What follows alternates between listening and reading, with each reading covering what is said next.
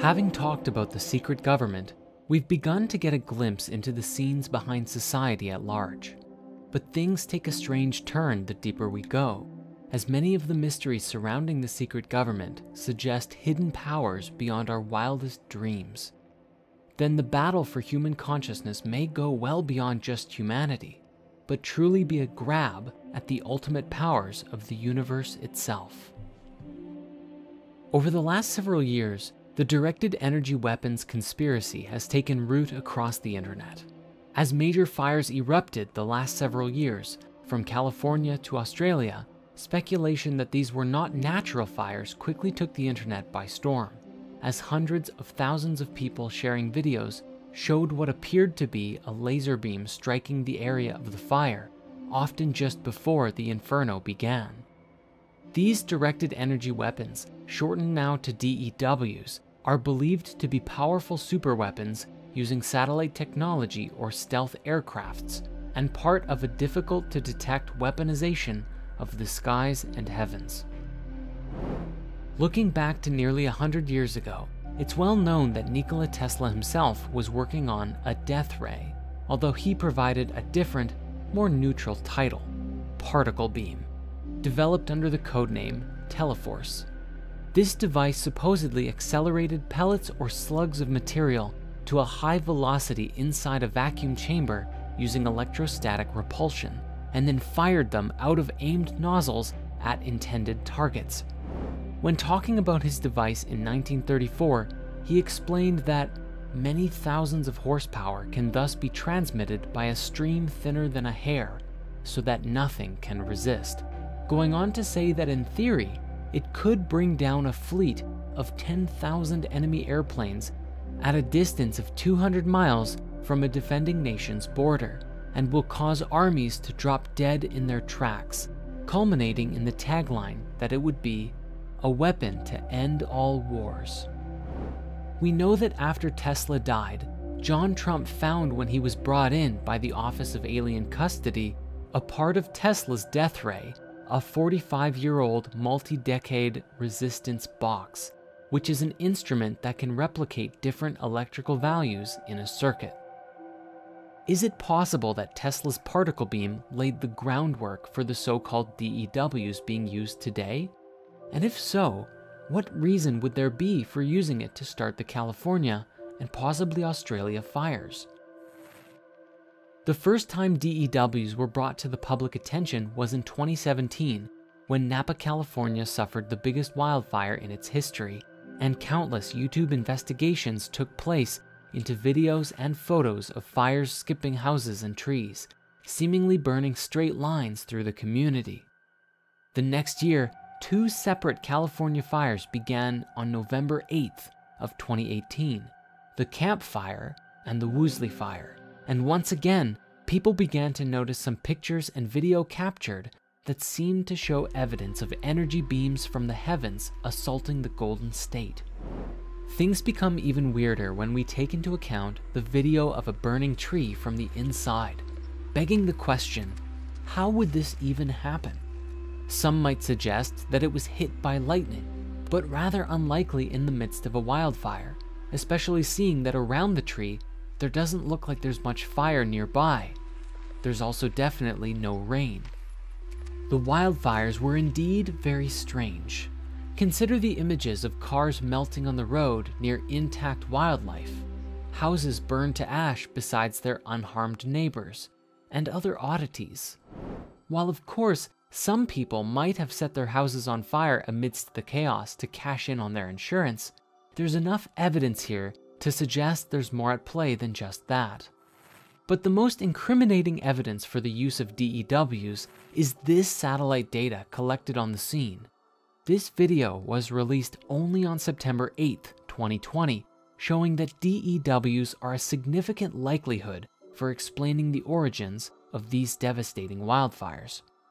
So, if it's true that wildfires are being started with DEWs, then who is behind it? Why are they doing it?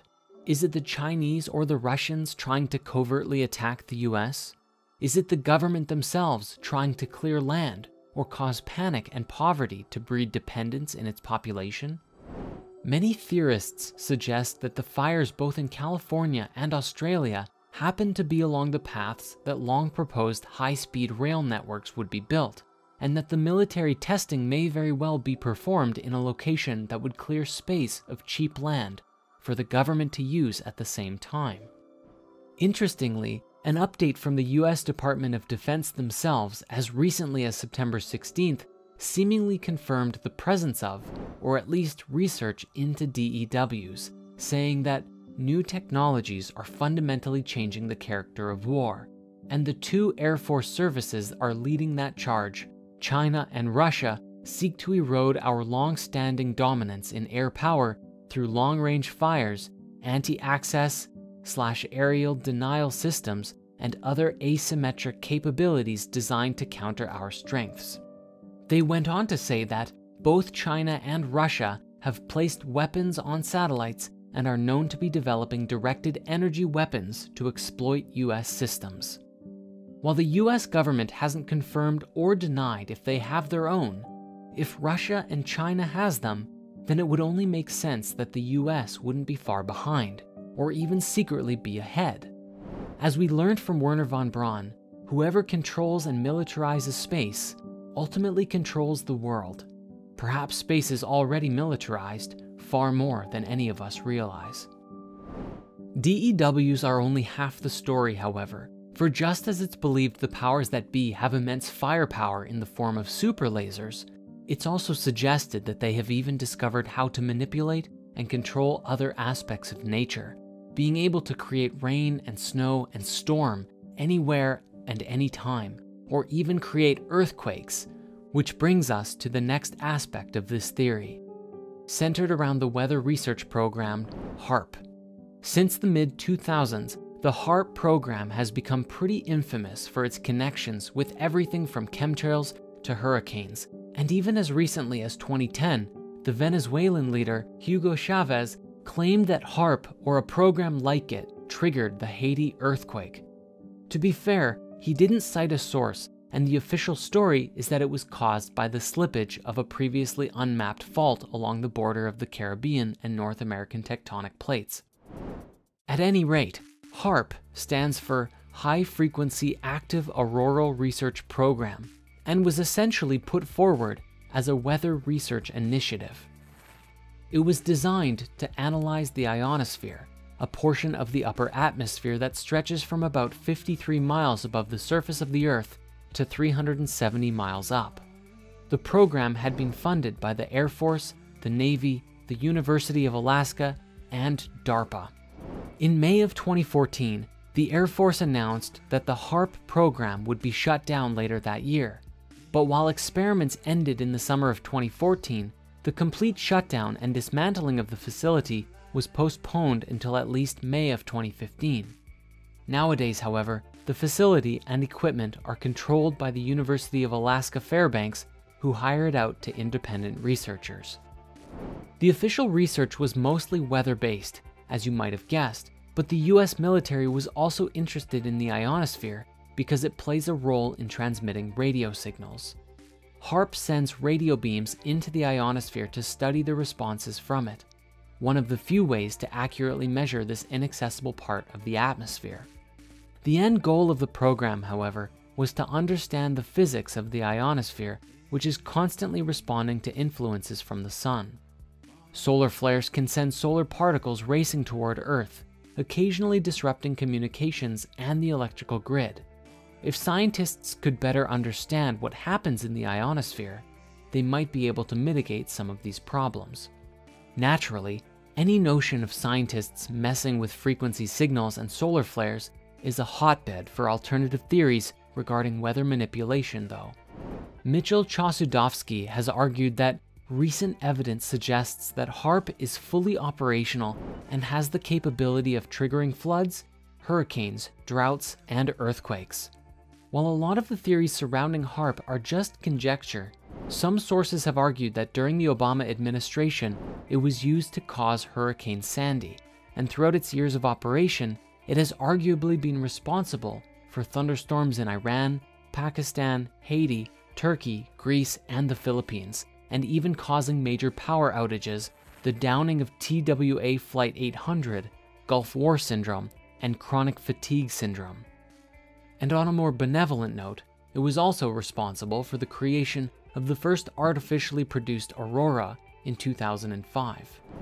Interestingly, the program cost more than $290 million to build, with much of the budget being earmarked by the late Senator Ted Stevens, who had great influence over the US defense budget during his time in Congress. When looking into the whole thing though, two names that almost always come up are that of Nick Begich and his son Mark. Nick was an Alaskan politician who disappeared mysteriously in a plane crash in 1972, and over the years, his son became obsessed with uncovering mysteries. In his self-published book on HAARP, Mark claimed that a Russia military journal warned that blasting the ionosphere would trigger a cascade of electrons that could flip Earth's magnetic poles. While it may sound like a good science fiction novel, it's no secret that the Alaska State Legislature and the European Parliament held hearings about HAARP and did in fact get into disputes over concerns about what effects it could have on the environment. Further, the military's response only worried theorists more. When program managers swore that the facility would never be used for military functions, Mark went on to find military reports touting satellite binding research plans, along with then Secretary of Defense William Cohen's suggestion that electromagnetic waves could alter the climate and control earthquakes and volcanoes remotely. Numerous theories have also suggested that HAARP is responsible for a mysterious hum heard all around the world, along with the targeted individuals phenomenon using frequency targeting for certain individuals. Naturally, since the facility has officially been shut down, allegations argue that such actions and cases of advanced technology are the work of the deep state, which brings us to the next part of this theory. The Philadelphia experiment is probably one of the most famous advanced technology theories out there today, and it goes something like this. It was the summer of 1943, 2 years into the United States' involvement in World War II. A bloody sea battle was raging between American destroyers and the famed U-boat submarines of the Nazis. In the Philadelphia Naval Shipyard, a newly commissioned destroyer called the USS Eldridge was being equipped with several large generators as part of a top-secret mission to win the Battle of the Atlantic once and for all. Supposedly, however, these new generators weren't just for extra engine speed. Following the theoretical aspects of Project Rainbow, they were designed to power a new kind of magnetic field that would make the warship invisible to enemy radar. The experiment was allegedly based on an aspect of some unified field theory, which merged theories of electromagnetism and gravity into one complete theory. The generators were said to be able to bend light around an object via refraction, so that the object became completely invisible. However, other theories are far more interesting, suggesting that the Eldridge actually moved into a higher dimension, which is how, upon returning, people were found merged to the ship. Despite the effects on the crew, however, some theorists put forth that the experiment was repeated on October 28, 1943. This time, the Eldridge not only became invisible, but it disappeared from the area in a flash of blue light and reappeared in Norfolk, Virginia, over 200 miles away. It's said that the Eldridge sat for some time in view of men aboard the SS Andrew Furuseth, whereupon the ship vanished again and reappeared in Philadelphia at the site it had originally occupied. And what's more, it had somehow traveled 10 minutes back in time. To understand if there is any truth to this conspiracy event, however, we need to look at the people who first brought it to light. In general, almost everything we know about the Philadelphia experiment comes from two main people. In 1955, UFOologist, astronomer, and researcher Morris Jessup had just published his book on the case for UFOs in the government when he got 2 letters from a man named Carlos Miguel Allende, who claimed to have witnessed the events of the experiment, claiming that not only had the ship been rendered invisible, but that they had actually shifted dimensions. Jessup thought Allende was a wacko since he claimed to have been taught by Albert Einstein himself. In the letters, Allende explained how the US military used Einstein's revelations to conduct the experiment, but after that, no other witnesses from the crew of the Eldridge or nearby ships came forward for 13 years or so. After trying to figure out if Allende's claims had any truth to them, Jessup was frustrated and ready to drop the investigation entirely when he was contacted by 2 officers from the Navy Office of Naval Research, or the ONR, in 1957, saying that they had received a copy of Jessup's book annotated by handwritten notes claiming advanced knowledge of physics that linked extraterrestrial technology to breakthroughs in unified field theory. Jessup took a look and immediately recognized Allende's handwriting, after which the ONR actually published over 127 copies with the annotations included. Eventually, this idea became so popular in fringe theories that it was turned into a feature film in 1984. For years, Allende had claimed to be the sole witness of the experiment, claiming to have been stationed on the SS Furusev. After the release of the film, however, a man named Al Bielek came forward claiming to have personally taken part in the experiment, and said that he had been brainwashed to forget. It was only after seeing the movie in 1984 did his repressed memories come flooding back. But our story doesn't end there, for the events of the Montauk Air Force Base supposedly continued where the Philadelphia experiment left off. Following the theories put forward by Preston Nichols and Peter Moon, sometime in the late 1950s, secret researchers from the original Philadelphia project began to conduct research into manipulating the electromagnetic fields for military use, simultaneously looking into its effects on human psychology and behavior, and perhaps even going deeper into understanding the mysterious dimensional shift that supposedly took place. A report was supposedly prepared and presented to the United States Congress, which was strongly rejected for being way too dangerous and inhumane. So instead, the researchers made direct contact with the Department of Defense, promising a powerful new weapon that could drive an enemy insane, inducing symptoms of schizophrenia at the touch of a button. Without mainstream approval, the project would have to be top secret and black funded. According to the theory, the Department of Defense approved, and Project Phoenix was born. Supposedly, equipment was moved to Camp Hero at the Montauk base in the mid to late 1960s and installed in an underground bunker beneath the base so that they could take advantage of the satellite dish without drawing public attention. According to conspiracy theorists, to mask the nature of the project, the site was closed in 1969 and donated as a wildlife refuge park. Yet, even the government maintains that Camp Hero remained in operation well into the 1980s. This is where the theory starts to get pretty dark, as numerous people have pointed out atrocities that were supposedly committed.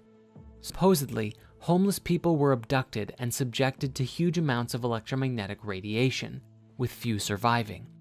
People allegedly had their psychic abilities enhanced to the point where they could materialize objects out of thin air, but at the cost of their emotional and mental stability.